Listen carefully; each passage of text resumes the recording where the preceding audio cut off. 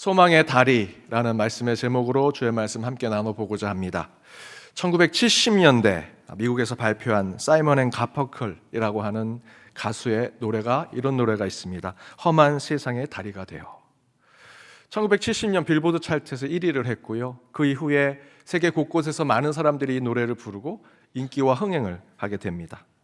특별히 이 노래의 장르는 흥행하고 또 많은 사람들이 부르기에는 인기를 얻긴 힘든 가스펠 장르입니다. 성가의 장르를 가지고 있습니다. 하지만 당시 대단한 흥행과 인기를 얻었고 여러 가수들이 다시 부르기를 하기도 했습니다. 그랬던 이유는 이 노래가 당시 힘들고 어려움을 겪었던 사람들에게 힘과 용기를 주는 노래 가사가 있었기 때문입니다. 1절 가사에 이렇습니다. 당신이 지치고 자신이 작게만 느껴질 때, 당신의 눈에 눈물이 고일 때 제가 그 눈물을 닦아줄게요. 저는 당신 편이에요.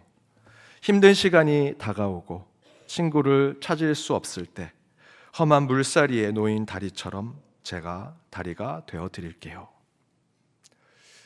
1부 때 예배가 끝나고 혹시 목사님 노래 안 부르시냐고, 이거 영어로 돼서 제가 그래도 이 1절 가사에 첫 번째 줄에 이렇게 얘기합니다. 지치고 작게만 느껴질 때. 요즘 많은 분들이 이런 얘기를 합니다. 요즘 돌아가는 세상에 제 삶을 빗대어서 보니 목사님, 제가 너무 작아 보입니다. 그래서 지치고 힘듭니다. 라고 얘기하십니다. 세상에 많은 구호들과 외침이 지금 곳곳에서 나오고 있죠. 수많은 정보들이 우리에게 몰려오고 있고요. 그 가운데 수많은 논쟁들도 있습니다. 서점에 찾아가면 매해 우리가 따라갈 수 없는 책들이 출판되고 있습니다. 평범하게 일상을 살아온 대다수의 사람들의 삶이 지금의 이 세상에 빗대서 보면 저희들의 삶은 너무나 작게 느껴지죠. 일한 만큼 대가를 보상해 줄 거라고 생각하고 살아가는 저와 여러분 같은 보통의 사람들은 이 거대한 경제에 돈이 흘러가는 이 시스템 속에 작은 부속품에 불과하다는 것을 깨닫게 되면 너무나 작은 우리의 존재를 생각하게 됩니다.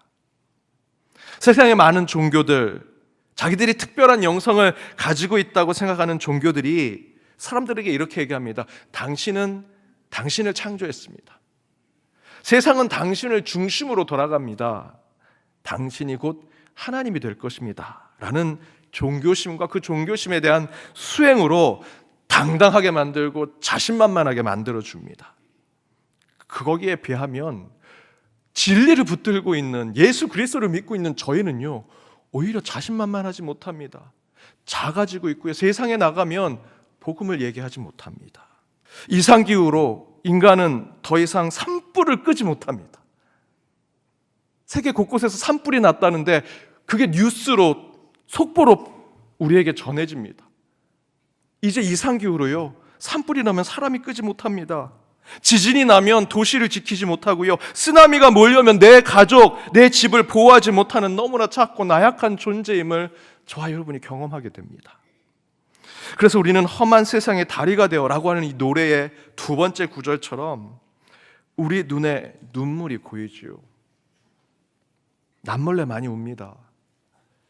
회사에서는 작아진 존재로 살다가 집에 들어가면 아빠가 슈퍼맨이라고 아는 자녀들을 위해 삶에 뽕을 넣어놓고 대단한 존재처럼 보이려고 하니 그 이중적인 삶을 살아가는 특별히 아빠들, 부모들은 늘 눈물을 흘리게 됩니다. 그래도 엄마들이 쓰러지지 않는 이유는 늘 엄마 아빠가 슈퍼맨이라고 생각하는 자녀들 때문에, 가족들 때문에 살아가는 거지요.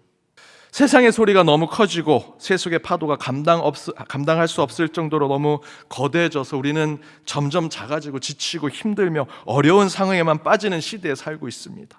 이런 시대 속에 우리의 신앙은 어디로 가야 하는가? 우리의 교회는 어떻게 세움을 받아야 하는가? 우리는 무엇을 하고 우리는 크리스찬으로서 어떤 모습으로 나아가야 하는가? 이에 대해 사이먼 앤 가펑클이 부른 험한 세상의 다리가 되어 라고 하는 이 노래를 통해 하나님은 우리에게 이렇게 말씀하시는 듯 들립니다. 너희가 사는 그런 험한 세상에 내가 다리가 되어줄게. 내가 다리가 되어줄게. 그런데 오늘 본문에서도 디모데는 바로 이 험한 세상, 불안하고 근심이 많은 이 세상을 살고 있었던 자였고요.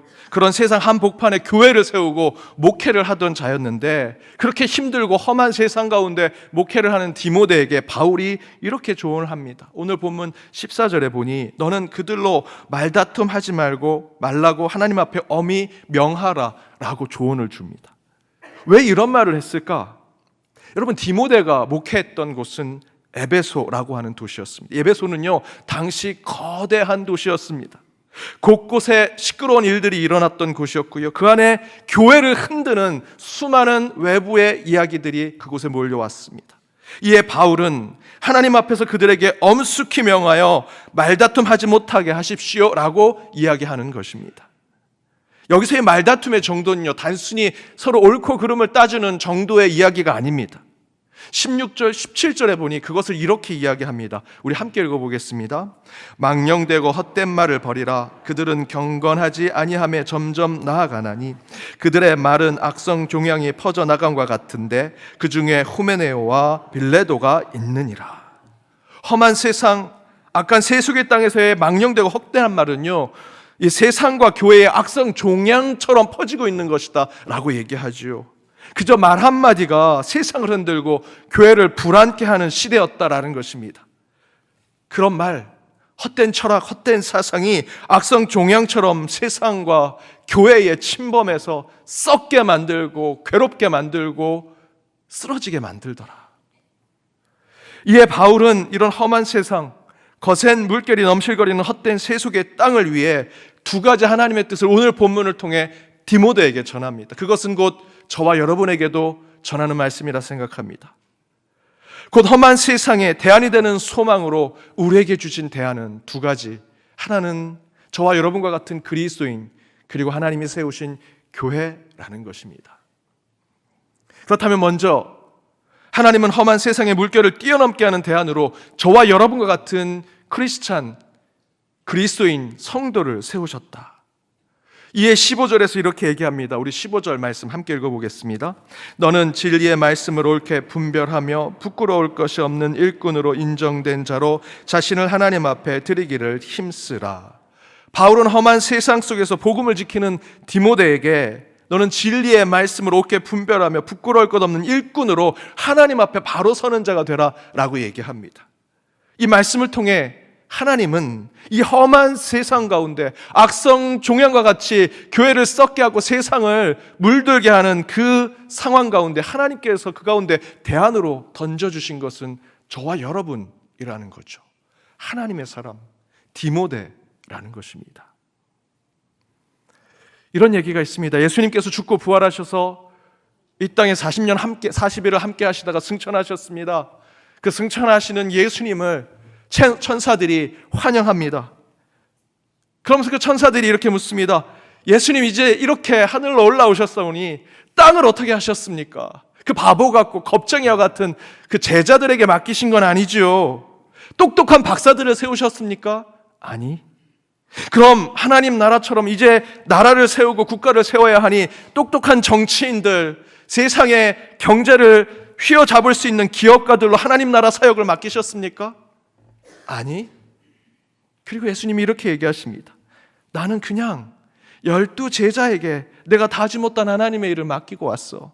내 대안은 다른 사람은 없어. 오직 12 제자뿐이야. 예수님은요 12 제자가 유일한 대안이었습니다. 우리 연동교회로 말한다면 이곳의 연동교회를 새롭게 하기 위해서 외부의 전문가, 유명한 어떤 지도자를 불러서 이 교회를 바꾸게 하길 하나님은 원하시지 않습니다. 이 자리에 있는 저와 여러분이 연동교회 제자로 하나님께서 세운 하나님의 사람들입니다. 이 세상을 하나님 나라로 바꾸기 위해서 3년 동안 동고동락했던 그 12 제자, 그 외에는 예수님은 다른 대안을 갖고 계시지 않았습니다.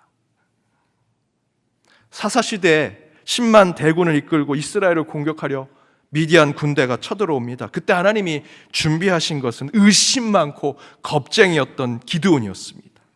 기드온은 대군을 데리고 오는 그 대적과 싸울 능력을 가진 자가 아니었습니다. 의심 많은 자였고요, 겁이 많은 자였습니다. 하나님의 부르심에도 믿지 못하고 불안한 마음을 떨치지 못한 자였습니다. 늘 갈팡질팡한 사람이었죠. 그러나 하나님은 끝까지 그를 부르시고 그 불안한 마음을 떨쳐버리게 하시곤 끝내 기드온을 통해 하나님의 뜻을 전하시고 하나님의 계획하신 대로 이스라엘 백성의 승리를 허락하셨습니다. 미디안 대군 앞에 하나님께서 예배하시고 준비하신 것은 이스라엘 대군을 이끌 뛰어난 장수나 지략을 가지고 있는 그런 사람을 세운 것이 아니라 그저 하나님의 한 사람 기드온을 세우시더라는 것이죠. 이처럼 하나님은 넘실거리는 위험한 강물 위에 위로와 용기, 구원과 믿음을 주는 다리를 세우기 위해서 다른 사람을 세우지 않습니다. 하나님의 사람을 세우시더라는 것입니다.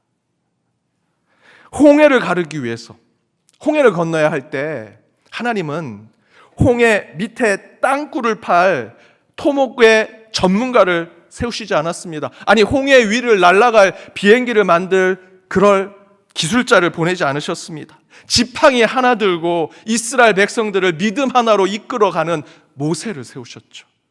홍해 앞에 하나님은 하나님의 사람을 세우셨습니다.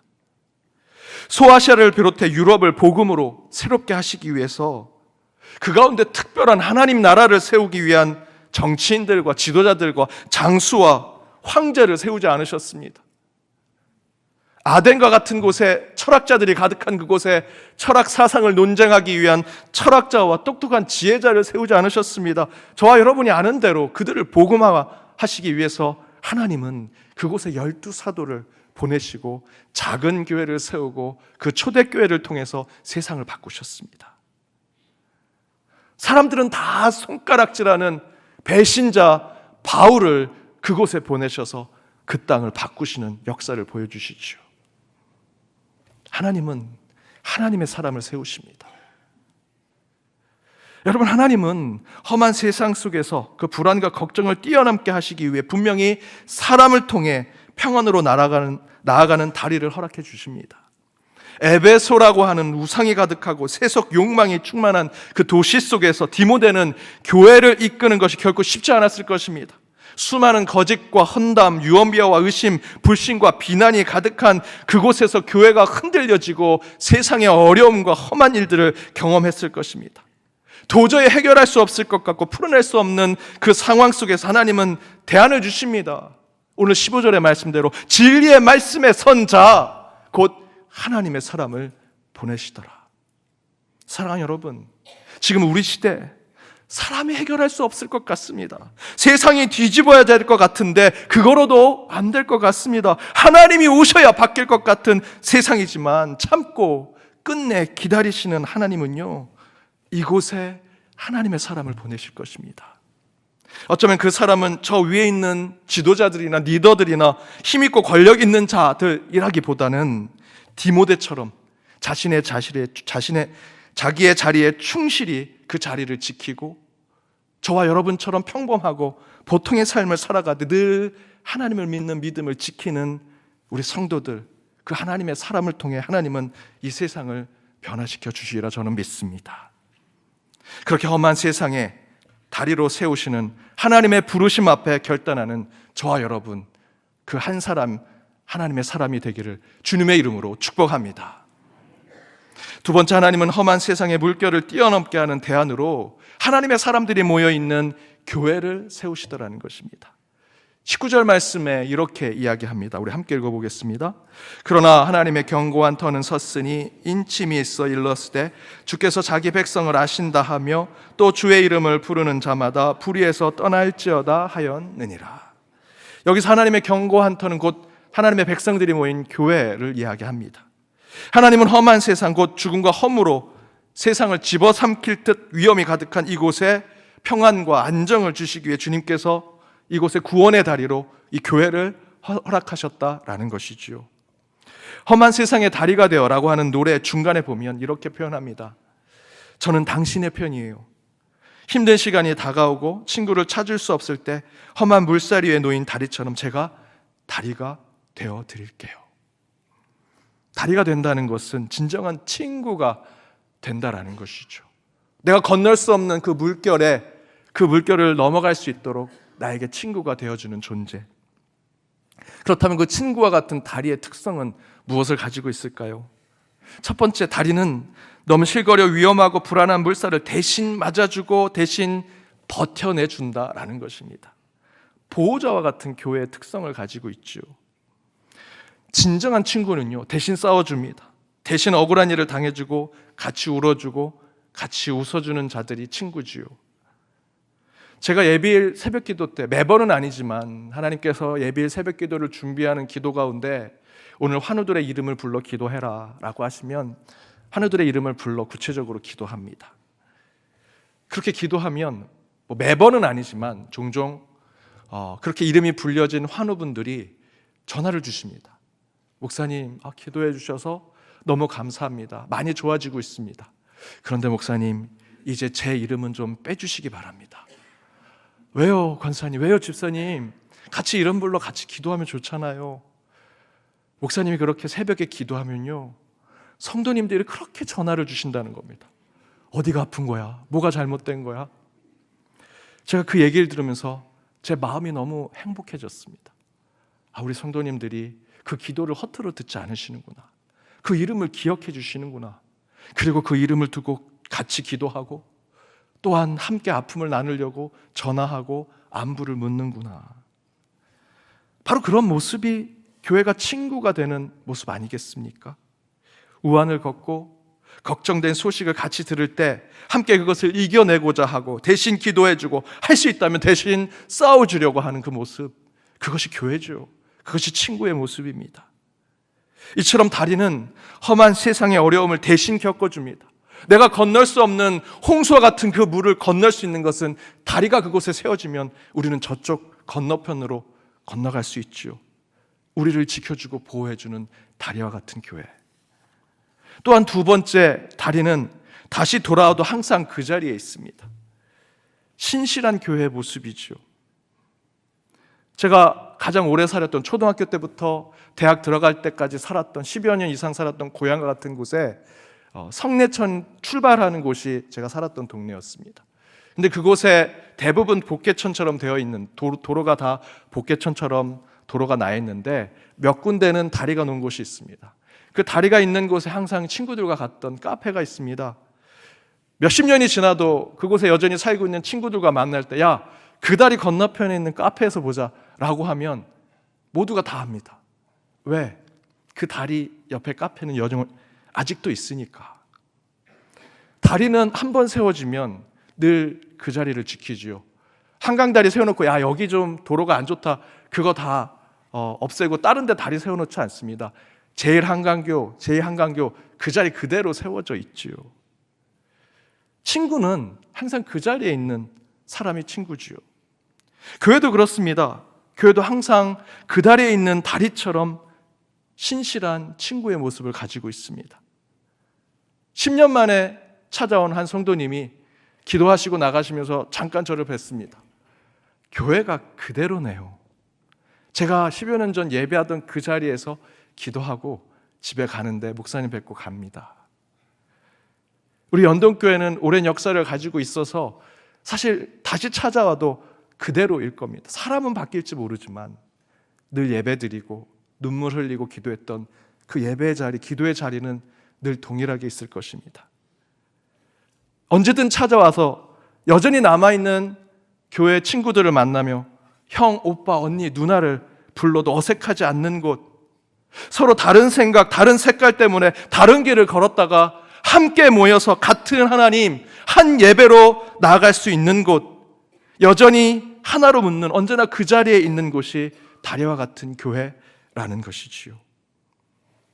또한 세 번째는, 다리는 항상 다리를 건너는 사람들의 발 아래에 있다라는 것입니다. 여러분, 다리를 짊어지고 강물을 건너는 분 계십니까? 그런 분 아무도 안 계시지요. 다리는 우리가 밟고 가는 것입니다. 항상 다리는 우리 발 밑에 있습니다. 섬기고 헌신하고 겸손한 모습. 진정한 친구는 늘 서로를 위합니다. 친구를 높이고 자신을 낮추지요. 진정한 친구는 자기 것을 양보하고 내어줍니다. 교회도 그렇게 서로에게 겸손하고 내어주고 양보하는 다리와 같은 친구가 된다면 지금의 이 험하고 힘든 세상 속에서 다시 세상을 향해 위로와 구원을 줄 수 있는 곳이 되리라 저는 믿습니다. 이처럼 다리는 우리 항상 발밑에 있습니다. 우리 발밑에 그 세찬 물결이 흘러도 옆에 있는 마을로 갈 수 있습니다. 왜? 다리는 우리 발밑에 있기 때문에. 그 다리와 같은 친구가 있다는 것은 행복이고요, 그런 친구가 있다면 여러분의 삶은 잘 산 삶이라 할 수 있습니다. 저는 바로 교회가 그와 같은 교회라고 믿습니다. 오늘 본문 20절에도 그런 큰 집을 이야기하면서 교회의 그런 다리와 같은 특성을 얘기합니다. 금그릇, 은그릇, 나무그릇, 질그릇, 교회 안에는 이런 그릇들이 있고 그런 그릇과 같은 모습으로 교회가 되어 있다는 것이죠. 여기서 은과 금, 나무와 질그릇이 중요한 게 아닙니다. 여러분, 아무리 금이라도 아무리 은이라도 그릇이 되면요, 내용물 밑에 있습니다. 내용물을 담아내는 것뿐이죠. 교회는요, 그렇게 항상 누군가의 밑에서 섬기고 헌신하는 모습을 가져야 합니다. 그래서 바울이 21절에서 이렇게 얘기합니다. 우리 함께 읽어보겠습니다. 그러므로 누구든지 이런 것에서 자기를 깨끗하게 하면 귀히 쓰는 그릇이 되어 거룩하고 주인의 쓰심에 합당하며 모든 선한 일에 준비함이 되리라. 사랑하는 여러분, 교회가 험한 세상을 사는 사람들에게 위로와 구원이 되는 이유는요, 교회 안에 있는 모든 지체가 때로는 금그릇으로, 은그릇으로, 나무와 질그릇으로 누구에게도 쓰임받을 수 있도록 준비하고 있기 때문입니다. 나는 금이야 은이야 자랑하실 필요 없습니다. 우리는 모두 그 내용물을 담아내는 그릇에 불과합니다. 준비하고 있으면 위로와 구원이 필요한 자들이 이곳에 올 때 그들을 담아내는 섬김의 교회가 될 수 있습니다. 저는 우리 연동교회가 그런 교회가 되길 원합니다. 그런 소망의 다리와 같은 교회. 많은 한국교회가 있지만 역사를 얘기하는 교회는 많지 않습니다. 우리 연동교회는 그럴 수 있습니다. 시대와 시대를 연결할 수 있는 교회입니다. 우리 교회에 처음에 게일 목사님이 이스만 박사를 미국에 보낼 때 추천서를 써줬습니다. 감옥에 나왔을 때 처음으로 온 곳이 연동교회였습니다. 더불어 이상재 선생님이 독립운동을 이끌었었고요, 이곳에 김민기 선생님이 출석하기도 했었습니다. 김용태 목사님은 민주화 운동을 했습니다. 한국 역사에 여러 사관이 있지만 함께 모여있는 교회는 많지 않습니다. 우리 교회는 역사와 역사를 이어낼 수 있습니다. 또한 저출산 시대에 어린 자녀에서부터 어르신까지 함께 할 수 있는 교회 많지 않습니다. 우리 연동교회 자녀와 어른이 또 어르신이 함께 있을 수 있는, 세대를 잇는 교회가 될 수 있습니다. 그 안에 중심인 복음을 지켜내겠습니다. 천국의 이야기를 세상에 전하는 다리가 될 것입니다. 기후위기로 세상은 점점 어려워집니다. 태초에 하나님이 세상을 보시고 참 보기에 아름답다 하셨던 것이 이 땅에 이루어질 수 있도록 이 창조세계와 태초의 하나님을 이어가야 합니다. 사람과 사람을 잇는 교회, SNS, 디지털 시대, AI 시대에 점점점 가상세계에 빠져가지만 저희들은 사람과 사람을 잇는 교회, 사람이 함께하는 공동체와 같은 교회가 되어야 합니다. 거룩한 하나님의 그 말씀이 세상의 문화와 연결될 수 있도록 우리 교회가 그런 소망의 다리가 되어야 합니다. 그렇게 저와 여러분, 그리고 우리 연동교회가 이 시대의 험한 시대를 사는 사람들에게 소망의 다리가 되어 구원과 위로를 주는 그 한 사람, 하나님의 사람이 여러분이 되시고 우리 교회가 되기를 주님의 이름으로 축복합니다.